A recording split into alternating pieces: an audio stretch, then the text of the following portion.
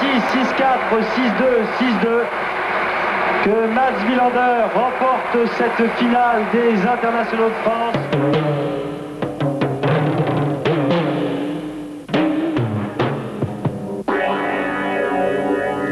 Alors, pourquoi le revers de la médaille?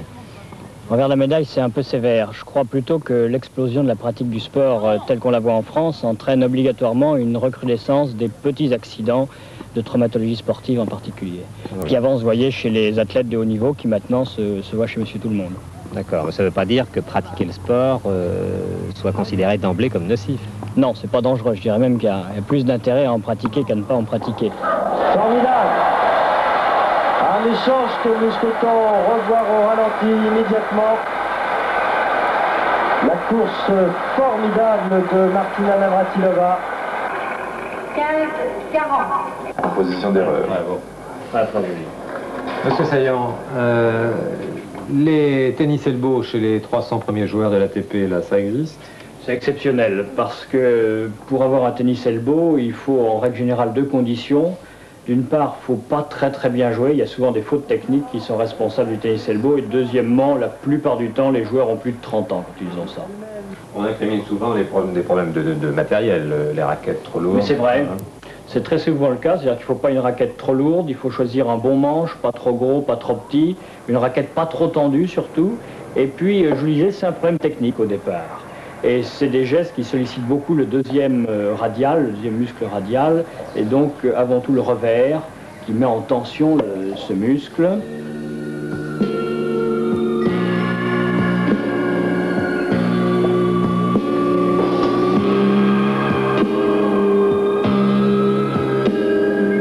on voit bien la mise en tension des épicondyliens. Ouais.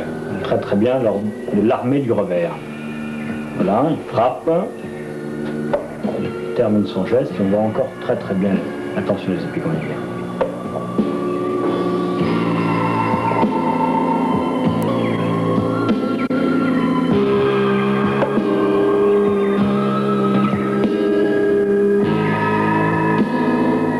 Oui, et tout ceci a pour conséquence une sollicitation trop forte, inappropriée et répétitive de l'insertion des muscles.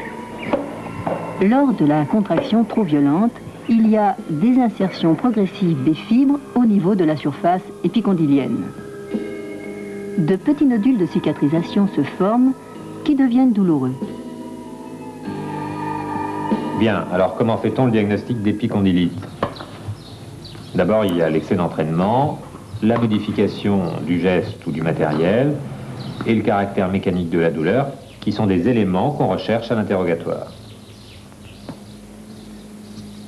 Ça a commencé il y a 15 jours et ça continue, ça me fait de plus en plus mal. À l'examen, on note un point douloureux sur les épicondyles. Cette palpation va s'effectuer entre l'épicondyle et la tête radiale, là où s'insère sur la surface épicondylienne le tendon des épicondyliens. On recherche une douleur à la contraction contrariée des différents muscles épicondyliens, le deuxième radial. Alors, on remonte le poignet et on applique une résistance au niveau du métacarpe. Les extenseurs des doigts. L'extenseur commun, essentiellement sur le 3 et le 4, et l'extenseur propre du second et du 5, en appliquant une résistance à la tête de P1, du 2 et du 5. Le court supinateur. On demande au sujet de faire une supination et on résiste. Et le cubital postérieur. Ces tests sont répétés en extension. On recherche également une douleur à l'étirement de ces muscles, provoquée par exemple par le varus extension du coude. Bien entendu, il faut toujours rechercher un élément de souffrance articulaire, mais il est exceptionnel.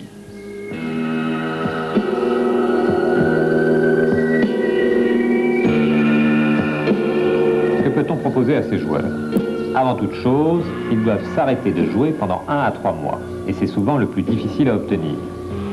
Ensuite, il faut traiter la douleur par des anti-inflammatoires non stéroïdiens, locaux ou généraux, ou des infiltrations de dérivés cortisonnés, mais effectuées selon une technique rigoureuse. Enfin, des massages transverses profonds.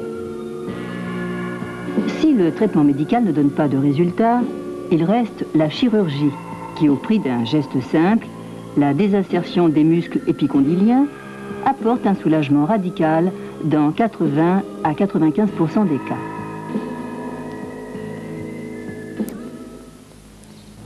La grande question est de savoir à quel moment on peut autoriser la reprise du sport. La réponse est quand tous les signes isométriques ont disparu. Cette reprise doit alors commencer par une rééducation du geste et être de toute façon très progressive.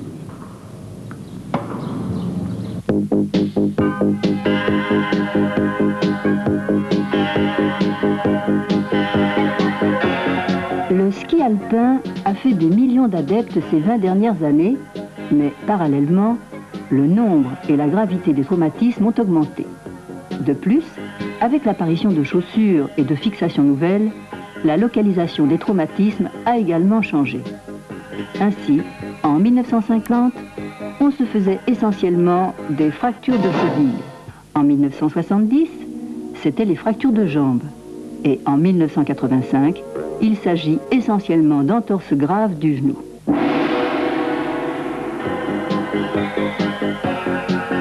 Bon, en fait, on peut schématiser les choses en disant ceci. Au niveau du genou, il y a les entorses graves et les autres.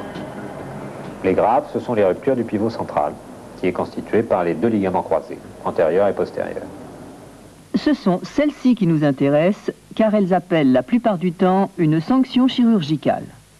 Il faut donc savoir les chercher et les reconnaître.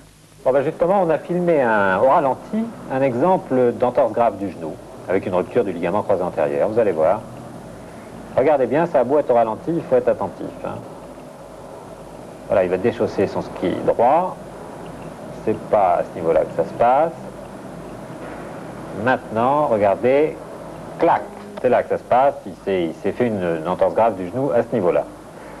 Oui, je crois que c'est utile de le reprendre, de nous expliquer un peu, parce que malgré le ralenti, Ok, on va revenir en arrière. Ah, c'est toujours amusant, ça. On revient, on se rechausse. Voilà, on part de là, vous allez voir. Je vais aller un tout petit peu plus lentement. Il déchausse son ski droit. Accélérer, pour l'instant, c'est pas très intéressant.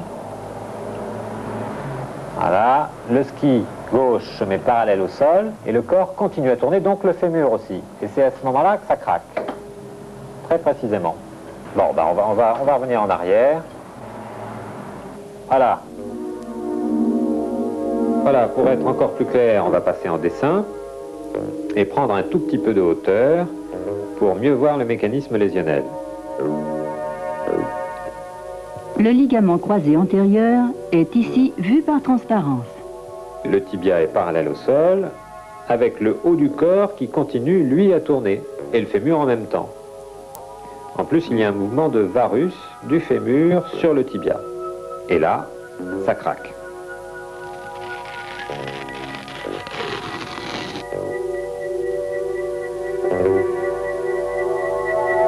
Est-ce que vous pouvez me raconter un peu ce qui s'est passé? Ben, j'étais en train de faire du ski, et mon ski s'est bloqué, et j'ai senti un craquement juste à ce moment-là. Un craquement important, oui. J'ai bien senti le craquement. Oui, et ensuite, est-ce que vous avez pu redescendre jusqu'à la station? Alors j'ai essayé de redescendre, mais ma jambe ne me tenait pas. Et j'ai pas pu redescendre. Vous n'avez pas pu redescendre. Est-ce qu'il a gonflé, votre genou? Oui, juste après. Oui, on vous a mis une aiguille dedans? Oui, et on a retiré du sang. Je crois qu'on peut dire que c'est une histoire typique de rupture du croisé, tout au moins l'interrogatoire est très évocateur. Et pour le confirmer, il y a deux signes très importants, c'est le signe de Lachmann, c'est-à-dire le tiroir en extension, et puis le ressaut qui va provoquer une instabilité que ressent le sujet déjà auparavant. Le Lachmann consiste à empoigner la cuisse du malade avec la main droite, la jambe avec la main gauche, de demander au malade de se relâcher, relâchez-vous bien, et d'imprimer un mouvement de tiroir par rapport au fémur. Et manifestement, ici, nous avons un Lachmann qui est positif. Le deuxième signe, c'est le signe du ressaut. Ce signe du ressaut est recherché en portant la main gauche sur le pied du malade et en imprimant un mouvement de rotation interne. La main droite doit se mettre sur la tête du péroné et l'on doit porter le membre en flexion. Détendez-vous bien, monsieur. On voit que le tibia se subluxe par rapport au fémur. Une fois qu'on a fait le diagnostic, qu'est-ce qu'on en fait de ce patient? Je crois vraiment que c'est affaire de spécialiste. Faut-il opérer? Faut-il ne pas opérer? Si on opère, faut-il faire telle ou telle intervention? Je crois que c'est affaire de chirurgien, c'est affaire de spécialiste, ça dépend de l'âge, ça dépend des antécédents, et je crois que c'est un autre problème. Monsieur Saillant, vous êtes joueur de foot? Non, je ne suis plus joueur de foot. J'ai été goal assez longtemps au lycée, mais c'est fini. Et sur les matchs, c'est un sport assez physique, hein. On voit souvent des gens sortir à cloche-pied. Qu'est-ce qui se passe le plus souvent? Eh bien, le plus souvent, c'est des entorses du genou, comme on l'a déjà vu pour le ski, mais c'est également des lésions musculaires, ce qu'on appelle des claquages, entre guillemets. Il est bien difficile de savoir la lésion exacte qui existe, et c'est ce que nous allons étudier maintenant. Premier corner pour le Paris Saint-Germain. Il aura fallu attendre 40 minutes de jeu. Rocheteau l'a joué avec Suzik. Docteur Duret, le football reste, je crois, le sport le plus pratiqué en France. Vous pouvez nous dire quelle en est la lésion traumatique la plus significative? Alors, parmi les lésions traumatiques aiguës les plus fréquentes, c'est incontestablement la lésion du droit antérieur qui est la plus souvent rencontrée, aussi bien chez les enfants que chez les adultes professionnels et non professionnels. Quel est le mécanisme de ces lésions? Elles sont provoquées par un étirement brutal du muscle lors d'un tacle, ou bien par une contraction active violente, un shoot dans le vide, ou encore par une contusion directe.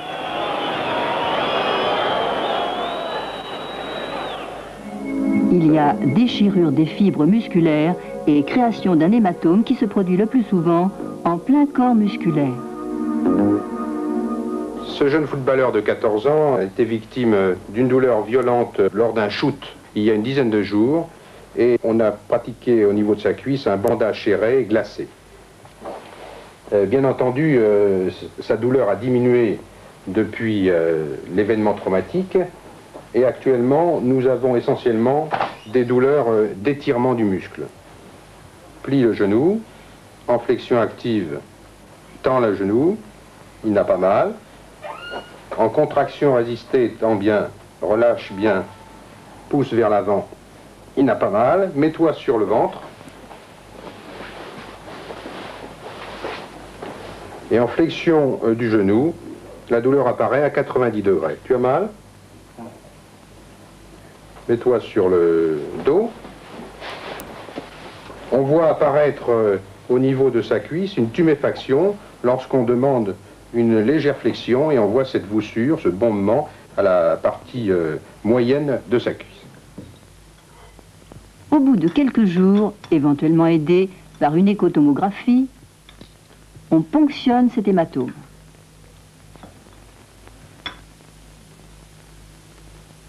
Qu'en est-il de l'avenir de ces patients, monsieur Duret? Alors, après cette phase d'urgence différée qui concerne la ponction de l'hématome, on va laisser cicatriser ce muscle pendant environ une période de 3 semaines pour cette lésion moyenne. Et sur ce sujet que vous voyez ici, on commence la phase de réadaptation qui est extrêmement importante dans le domaine du sportif. C'est une phase de rééducation statique. C'est une phase de rééducation d'abord statique, ouais. Un travail statique du quadriceps, puis ensuite un travail dynamique du quadriceps, mais sans oublier qu'il faut travailler en équilibre les ischio-jambiers et le quadriceps. Légèrement décalé, Fernandez et à droite Toko. Il m'étonnerait que c'est l'entier qui tire. L'entier tire directement sur le gardien. Le deuxième exemple se situe à l'opposé sur le plan clinique. Effectivement, c'est une histoire en fait d'évolution chronique, puisqu'il s'agit d'un jeune joueur, un adolescent, qui a présenté un traumatisme du haut de la cuisse, qui est passé presque inaperçu. Et secondairement, il vient nous voir parce qu'il a des douleurs de cette région à la frappe de la balle et également au démarrage rapide. Sur la radio, on constate un arrachement au niveau de l'épiniliaque antéro-inférieur. C'est une lésion particulièrement fréquente chez l'adolescent, mais que se passe-t-il chez l'adulte? C'est dans la partie proximale du droit antérieur que l'on trouve les plus gros problèmes. Et dans cette partie, il existe des lésions chroniques extrêmement graves avec des calcifications, des arrachements tendineux. Et bien souvent, le sportif est obligé, malgré une intervention chirurgicale, d'arrêter le sport. Pour ces lésions chroniques, quel traitement proposez-vous? En fait, il faut retenir deux traitements essentiellement, qui sont le massage transverse profond et les ultrasons. Les infiltrations de cortisone qui sont effectuées sous échotomographie sont discutées par plusieurs auteurs. Enfin, il existe des formes rebelles, et ces formes rebelles, nous les confions aux chirurgiens.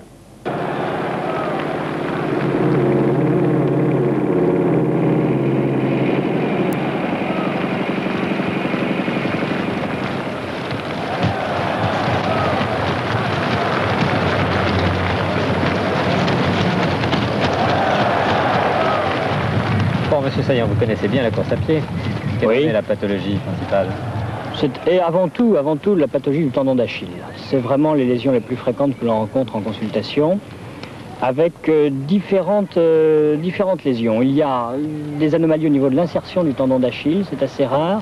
Et puis il y a surtout deux grands chapitres. Il y a les péritendinites et les tendinites vraies. La péritendinite est peu fréquente. C'est une inflammation de la gaine du tendon. C'est douloureux, gonflé, rouge et chaud localement. Le repos et les anti-inflammatoires en viennent facilement à bout. La tendinite vraie, elle, est constituée par un tendon atrophique et sec, sans aucun des caractères inflammatoires habituels.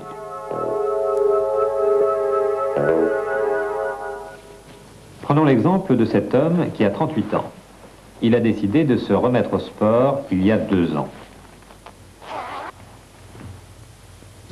Il a commencé à courir tous les dimanches, puis tous les matins sur des distances de plus en plus longues.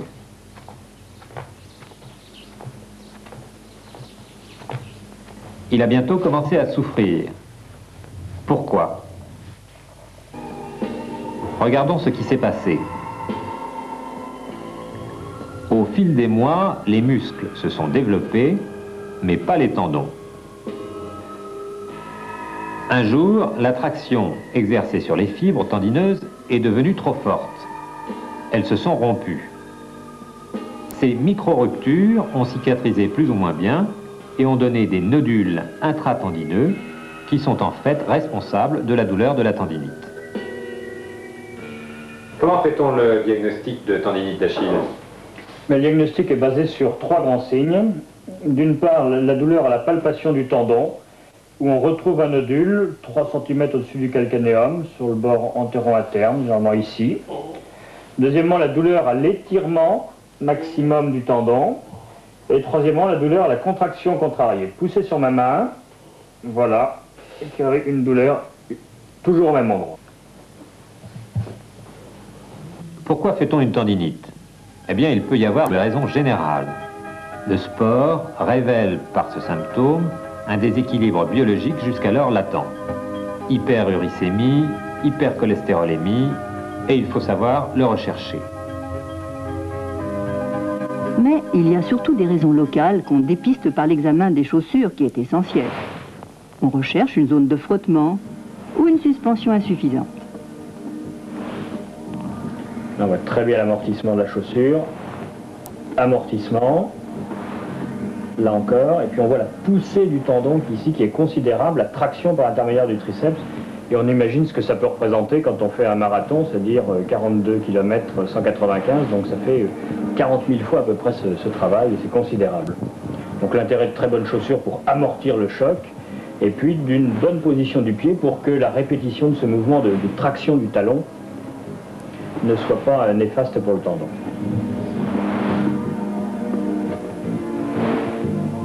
Bon, monsieur Saillant, qu'est-ce qu'on peut proposer à ces patients qui n'arrivent plus à courir? Il n'y a pas de secret, c'est avant tout le repos. Il faut très souvent y associer des traitements médicaux, c'est les anti-inflammatoires, c'est avant tout également des massages transverses profonds, de la kinésithérapie pour essayer d'étirer ce tendon, de faire des étirements passifs, c'est le stretching qui est assez à la mode actuellement. Et la chirurgie? La chirurgie, bien sûr, en cas d'échec du traitement médical, c'est une solution de dernier recours qui donne des très bons résultats, avec 80-85% de bons résultats, qu'on réserve le plus souvent à des sportifs de haut niveau. Je crois que vous allez courir là maintenant. Je vais faire un petit entraînement quotidien. Bon courage.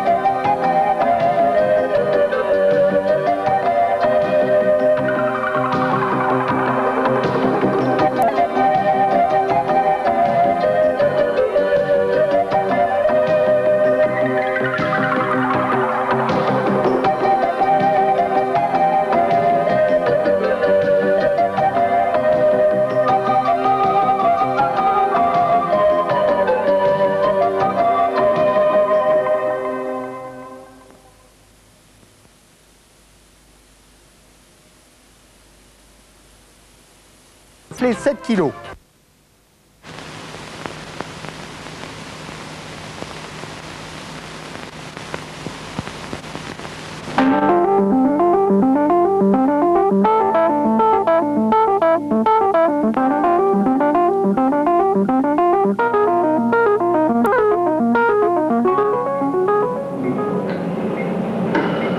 Monsieur Aignan, vous pouvez nous dire ce que vous êtes en train de faire? Oui, je suis en train de regarder à l'intérieur d'une articulation, en l'occurrence ici un genou, afin d'examiner les lésions qui peuvent y avoir. Ça vous intéresse? Vous voulez jeter un coup d'œil? Bon, alors là, vous voyez, avec l'aide d'un crochet, je suis en train de palper le ménisque interne. Il est parfait, mais il est très solide. Voilà, on est sur le bord périphérique du ménisque. On voit très bien, le crochet suit le bord périphérique. Tout ça a un aspect parfaitement normal. Maintenant, son ligament croisé antéro-externe, il est bien solide, bien attaché. Le ménisque contralatéral est également normal. En fait, ce genou est normal.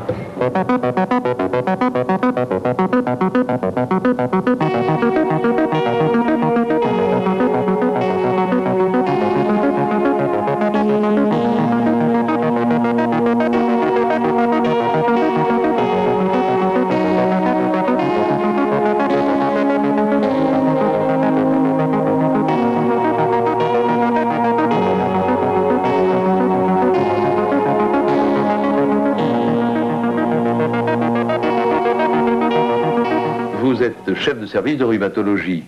Professeur Minquès, quelle place donnez-vous à l'arthroscopie? Elle a pris une place importante, mais je crois qu'il faut d'emblée insister sur le fait que l'arthroscopie ne dispense absolument pas d'un examen clinique rigoureux, ni d'un examen radiologique soigneusement conduit. L'arthroscopie peut être proposée dans 3 conditions. Il peut s'agir d'abord d'un gros genou tuméfié, et l'arthroscopie est proposée pour explorer la membrane synoviale et pour diriger dans les meilleures conditions la biopsie synoviale qui va permettre de révéler la nature du processus rhumatismal, de l'inflammation synoviale responsable du gros genou. L'arthroscopie peut être également proposée lorsqu'il existe un genou douloureux. Ainsi, elle pourra découvrir une lésion méniscale passée inaperçue, ou bien une zone de ramollissement du cartilage rotulien, chondromalacie, qui peut être très douloureuse et échapper à l'examen radiologique, ou parfois même un repli synovial, la plica, qui peut être elle aussi invalidante et disparaître après section sous arthroscopie de ce repli fibreux. Ben, j'ai des problèmes quand je le plie, dans certaines positions, j'arrive pas à l'étendre et ça me gêne énormément. Le genou se bloque. Oui, en fait, il se bloque. Exactement. Ce jeune homme, sapeur-pompier de son état et très sportif, présente depuis plusieurs mois des épisodes de blocage du genou. La radio a montré de gros corps étrangers.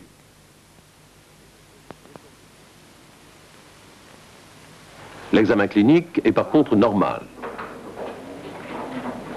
Bien, c'est très bien. Je crois que dans ces conditions, il faut qu'on vous propose une arthroscopie.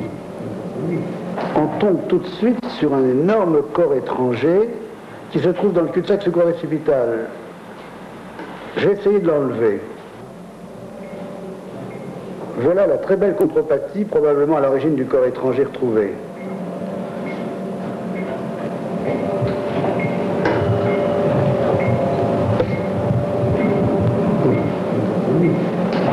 Ça y est, je l'ai.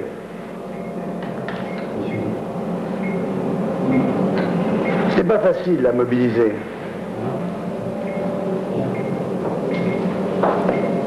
Le voilà. Vous en tirez souvent de gros cailloux comme ça du genou? Pas tellement souvent, mais c'est quand même une très bonne indication de l'arthroscopie parce que ça évite une intervention lourde. Et c'est un peu spectaculaire, il faut dire.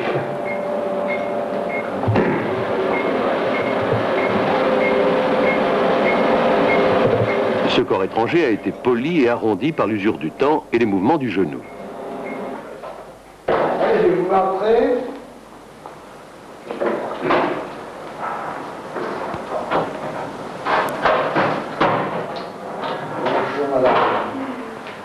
L'examen arthroscopique du genou est une véritable intervention chirurgicale.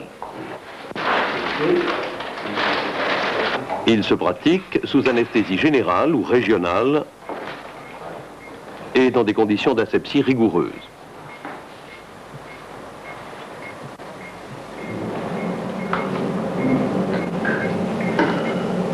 Vous pouvez nous expliquer comment vous pratiquez une arthroscopie? Bien, vous voyez, à travers ce petit orifice cutané, je vais introduire un arthroscope qui est composé d'un gros trocard dans lequel on introduira l'optique, le fibroscope.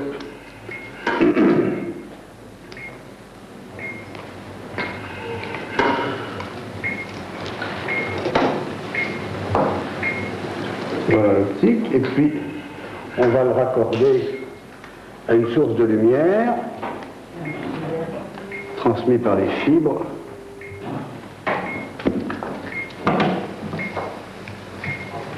Voilà, l'arthroscope est en place. Les différents instruments que vous voyez là sont des instruments de préhension ou des instruments coupants permettant de faire des interventions par une voie auxiliaire sous contrôle de l'arthroscopie. 6 dossiers vont vous être présentés, illustrant les pathologies les plus fréquemment rencontrées lorsqu'une indication d'arthroscopie a été posée.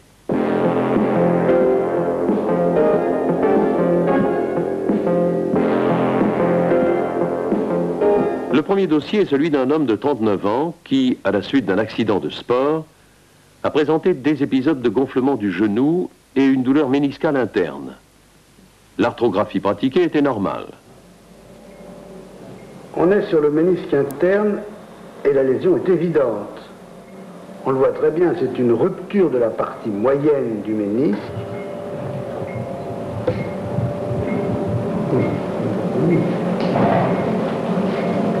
Je vais aller la resséquer à l'aide d'un rongeur.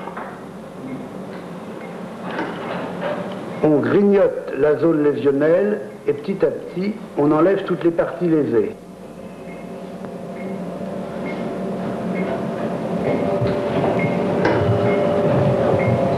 Ça commence à se dégager.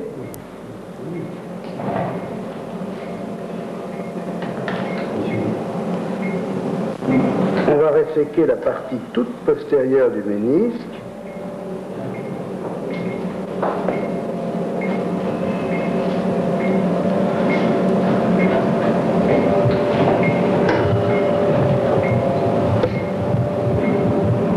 La place est nette, la lésion méniscale a été enlevée.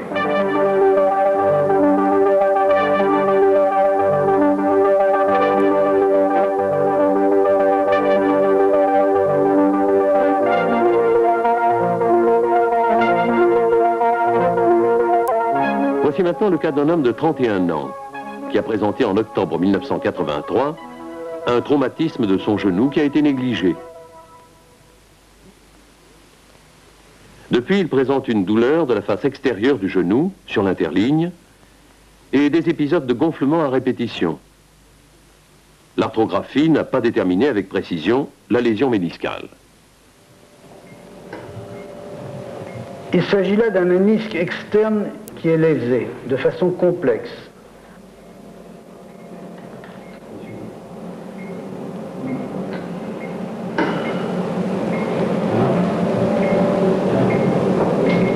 Avec une languette méniscale que je vais resséquer.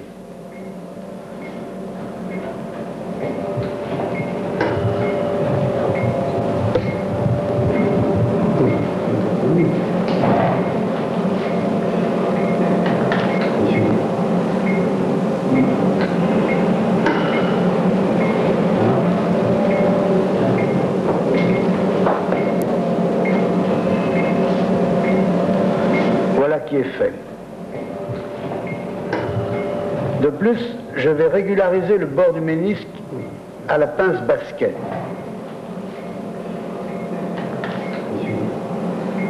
Il s'agit en fait d'une déchirure radiale ancienne.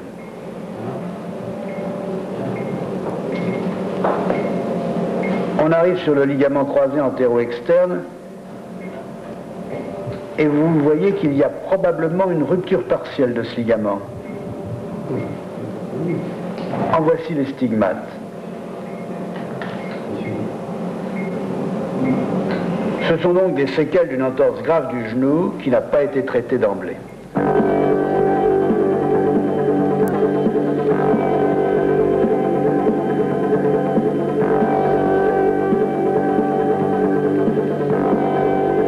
Il existe une pathologie des replis synoviaux à l'intérieur du genou qui a été particulièrement bien étudiée grâce à l'arthroscopie.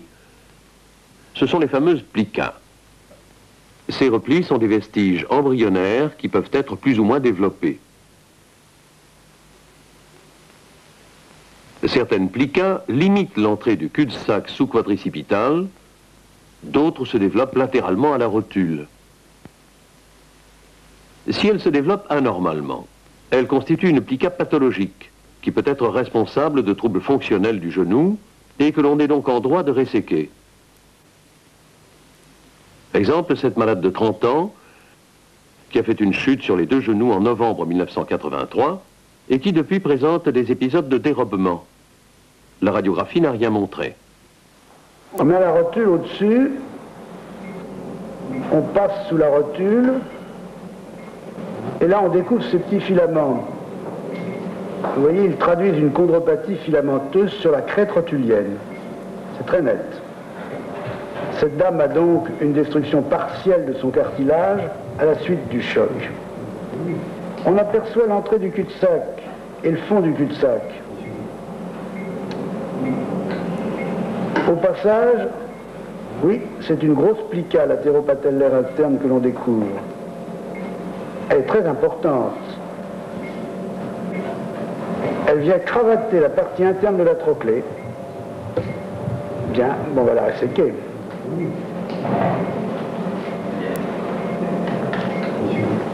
Voilà. J'enlève morceau par morceau tout ce repli fibreux. Il était probablement à l'origine de la symptomatologie de dérobement de cette patiente. Cette patiente a été effectivement soulagée après résection de sa plica. Mais bien entendu, sa chondropathie rotulienne continue d'évoluer pour son propre compte.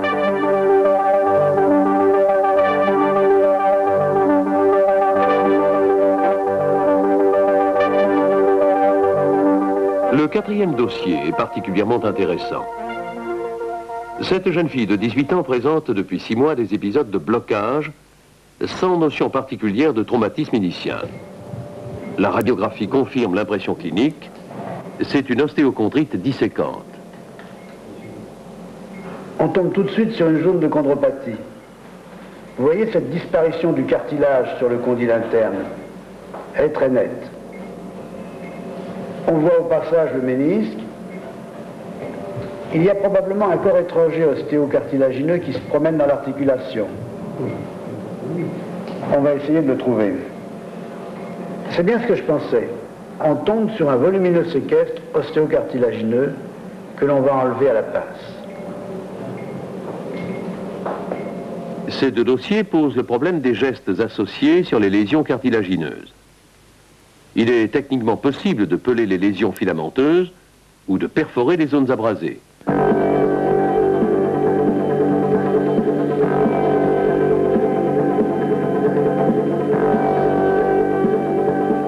Ce malade est un homme de 34 ans qui a vu apparaître en septembre 1983 un épanchement du genou persistant depuis lors.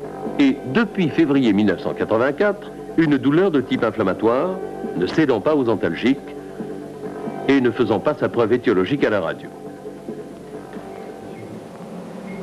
On est dans le cul-de-sac sous-quadricipital et on aperçoit une chondromatose en tache de bougie, vous voyez? C'est une infiltration de la paroi synoviale. On va descendre dans l'articulation. Il y a des corps étrangers flottants qui sont des petits chondromes en provenance de la synoviale. On va les extraire. Vous pouvez nous dire pourquoi vous l'avez avec cette importance? Eh bien, c'est parce que ça a un triple intérêt. D'abord, parce qu'il faut que pour bien voir, on ait une cavité synoviale comme un véritable aquarium. Deuxièmement, parce que ça permet, comme dans ce cas-là, d'éliminer un certain nombre de petits corps étrangers qui seraient restés sans cela dans l'articulation. Et enfin, parce que ça a un effet thérapeutique particulier. Il doit y avoir une action physiologique qui se joue au niveau de la synoviale, particulièrement dans les arthroses et au cours de la chondrocalcinose articulaire.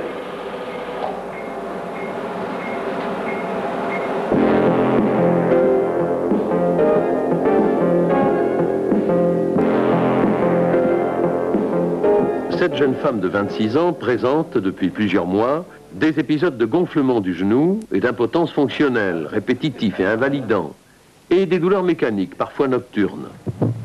L'examen radiologique et les divers examens biologiques étant par ailleurs normaux, l'arthroscopie a été décidée pour essayer de faire le clair sur ce mystère. On est devant une synoviale dont l'aspect est très évocateur d'une synovite rhumatoïde, avec ses renflements massus. Le moyen le plus efficace pour s'assurer du diagnostic est bien évidemment d'en prélever un morceau. C'est ce que je vais faire maintenant. La biopsie systématique lors de l'arthroscopie est désormais la règle. Elle donne à cet examen endoscopique un intérêt épidémiologique et diagnostique fondamental. On prélève un bon morceau de cette synoviale qui nous dira de quoi elle est faite grâce à l'anatomopathologie.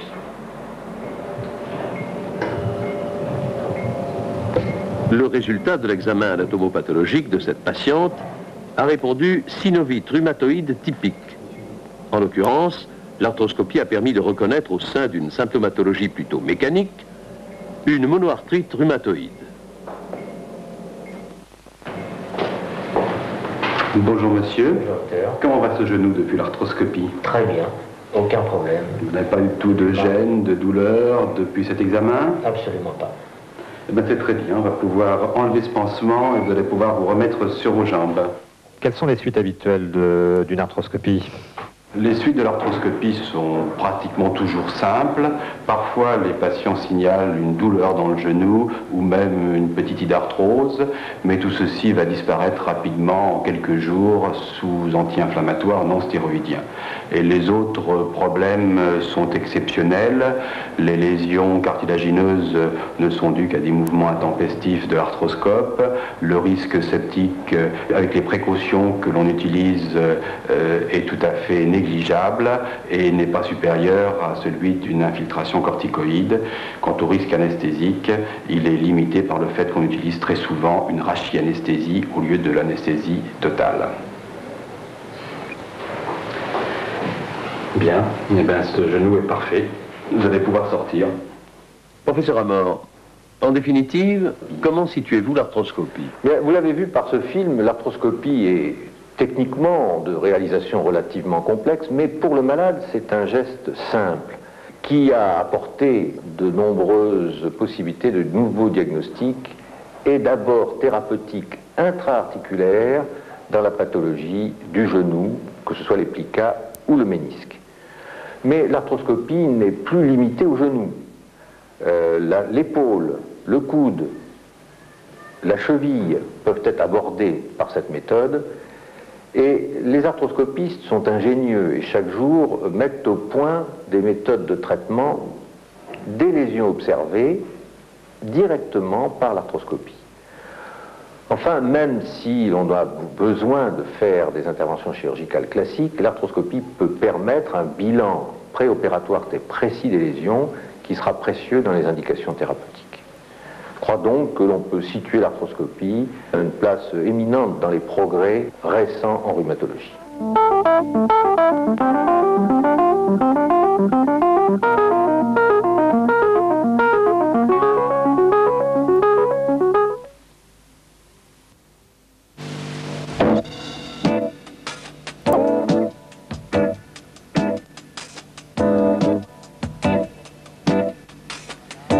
Je crois qu'il est très important d'expliquer aux malades la représentation du conflit disco-radiculaire. Cela me semble une condition sine qua non pour qu'ils comprennent le mécanisme de sa douleur et l'origine de ses ennuis.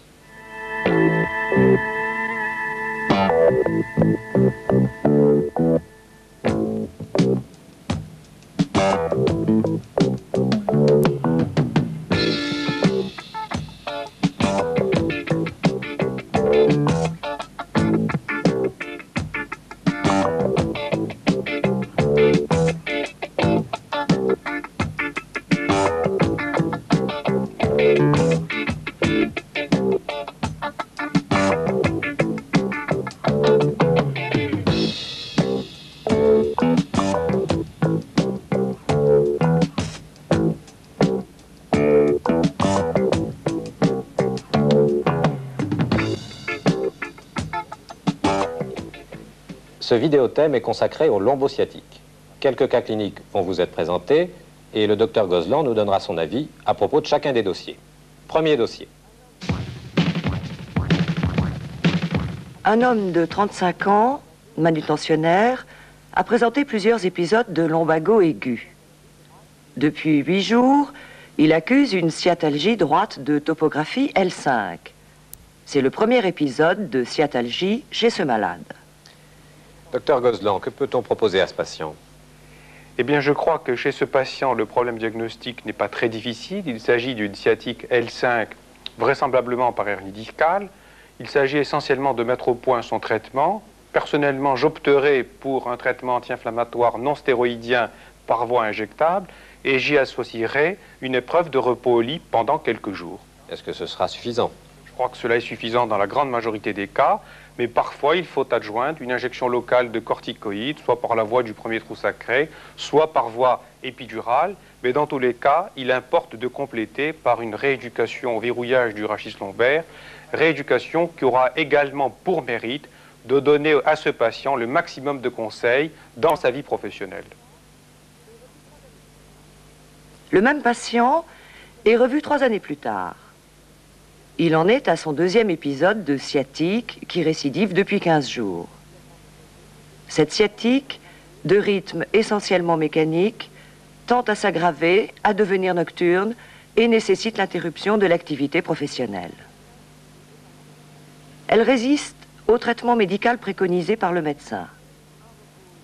Ce traitement a comporté un repos au lit, des anti-inflammatoires non stéroïdiens, voire une injection locale de corticoïdes. La radiographie objective une discopathie L4-L5 qui va de pair avec le trajet de la douleur et quelques anomalies neurologiques objectivées dans le territoire de L5. En particulier, une hypoesthésie en regard du gros orteil et un discret déficit de l'extenseur propre du gros orteil. Eh bien, personnellement, je pense qu'il est tout à fait légitime de proposer à ce patient une hospitalisation, si possible en milieu rhumatologique. Hospitalisation non pas tant pour régler un problème diagnostique, mais pour essayer d'entrevoir l'approche thérapeutique de sa douleur. Personnellement, j'opterai pour 2 ou 3 injections locales de corticoïdes réalisées